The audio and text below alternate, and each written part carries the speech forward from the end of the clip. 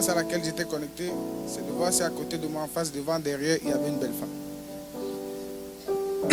Quand je suis arrivé au Canada, j'ai continué dans cette même vie-là. Tout était beau, j'avais l'impression d'être au paradis. Pour moi, là, c'était le monde d'hier. Tout allait bien, j'étais en famille, tout allait bien. Mais un bonjour,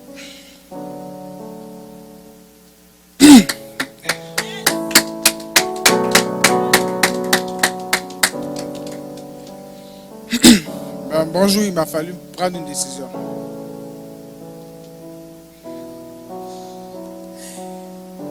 La décision était tellement forte, mais il fallait que je la prenne. Je suis parti de la maison familiale avec de nombreuses dettes à mon actif et avec 450 dollars dans mon compte. Les 450 dollars représentaient mon premier mois de loyer. J'étais aux études, je n'avais pas d'autres finances, mais je savais qu'un jour j'allais m'en sortir.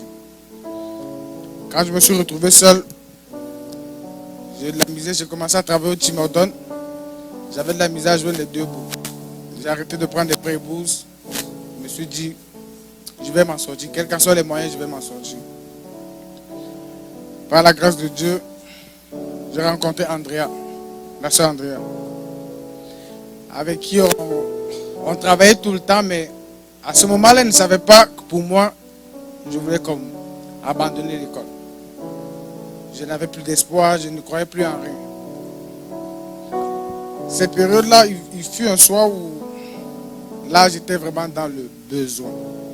Quand je dis le besoin, là, c'est, je pense que j'avais passé 3 jours sans manger. J'appelle la soeur Andrea, je lui dis où je suis là, ton boss a faim. Il était 21h, elle me dit, mon boss, à 21h, je vis chez mes parents, je sors comment?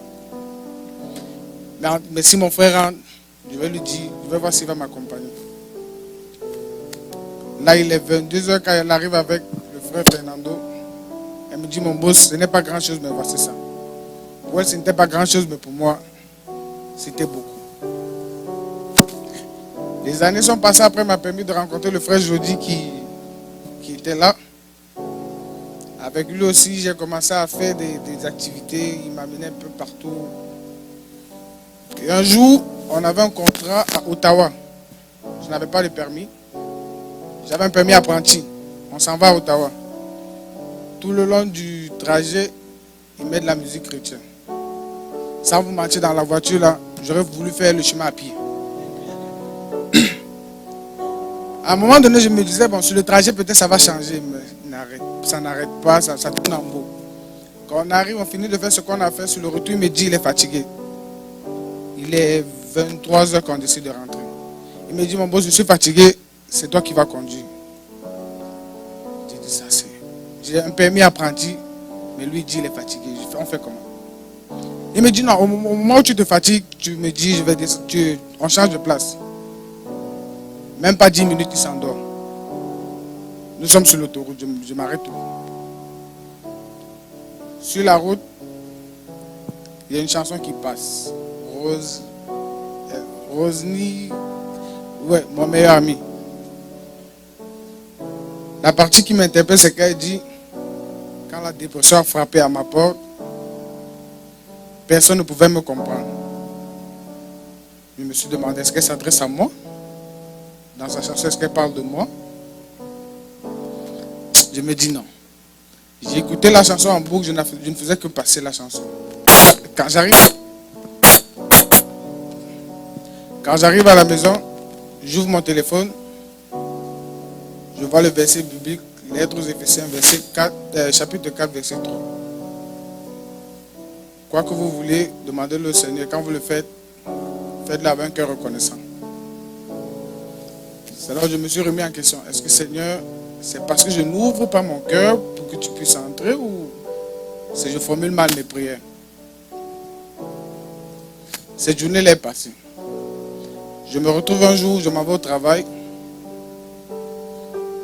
Un côté de mon visage se retrouve paralysé où je n'arrive pas à ouvrir l'œil.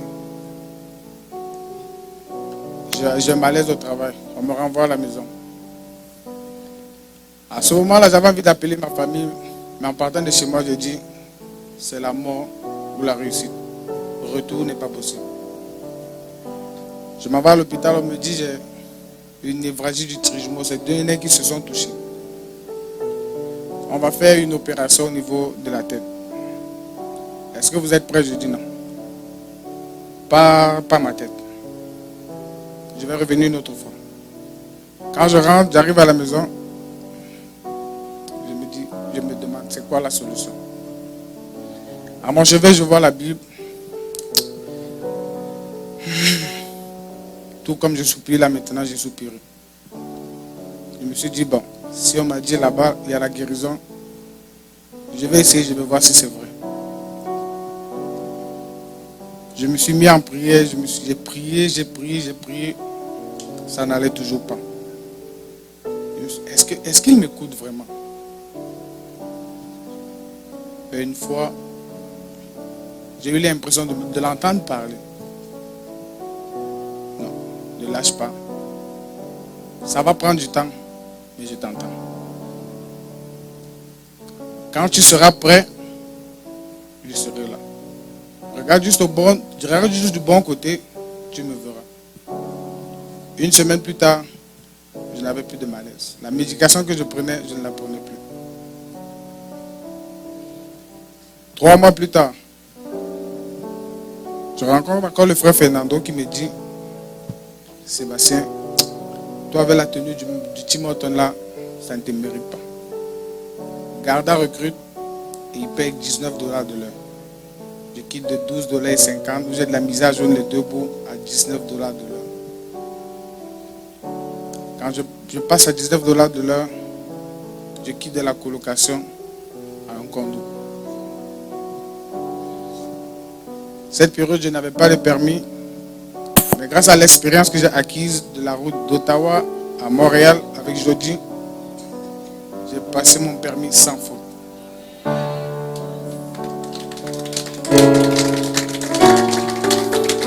Et l'année où je voulais arrêter l'école, il y avait toujours cette même soeur Andrea qui n'arrêtait pas de me donner ses devoirs. Mon boss essaie de revoir ça. Est-ce que c'est bon? Je me posais la question, comment elle fait pour avoir confiance en moi? Pourtant, moi-même, mes propres études, je ne veux pas continuer. Ça, c'est quel risque? Mais je vérifiais quand même ses devoirs. Après, elle me revenait, ah mon boss, tu penses que les devoirs là, on va les faire tout le temps? Je dis, ah ouais? Je me suis dit, ok, je vais me donner une chance, je vais continuer. Et à la suite, j'ai passé tous mes examens jusqu'à obtenir mon diplôme.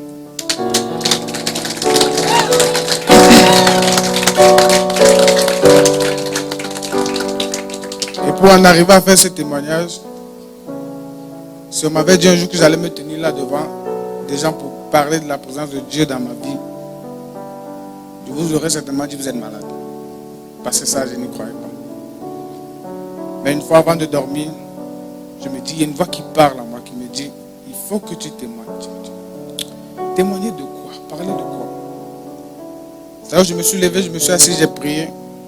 Mais en priant, je voyais toutes les étapes que j'ai eu à traverser pour me trouver là devant vous. Et même la femme que j'allais chercher à l'église avant là, Dieu m'a fait grâce, il m'a donné une merveilleuse femme.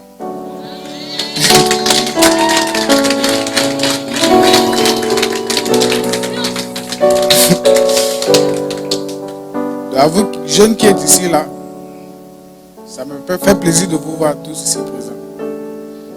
Je ne sais pas quelle est la condition dans laquelle vous êtes, quelle est votre situation financière ou quel est votre état de santé. Mais s'il y a une chose que je peux vous dire, comme on l'a si bien dit avant moi, c'est essayer. Ça ne vous coûte rien. Essayez. Juste mettre vos 2 genoux au sol. Laissez votre cœur parler. C'est un exercice très simple. Pas le mental, mais votre cœur parle. Et croyez-moi, il va vous localiser. Il va vous toucher. Vous allez le ressentir. Et tout ce que vous voudrez va le réaliser. perdez pas espoir, gardez la foi. Tout comme moi, vous allez vous en sortir.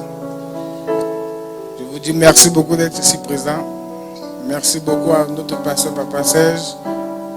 Merci à Maman Micheline qui, elle aussi, m'a beaucoup encadré, m'a beaucoup soutenu. Et même à ce que je ne croyais pas, la photographie du studio, mais Maman Micheline m'a fait confiance. Mon fils, tu es capable. Et aujourd'hui, là, je gagne beaucoup de contrats.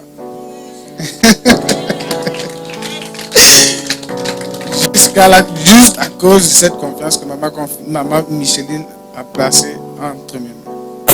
Donc aujourd'hui, plus de doute, plus de peur. Je pense que ça sera de même pour vous.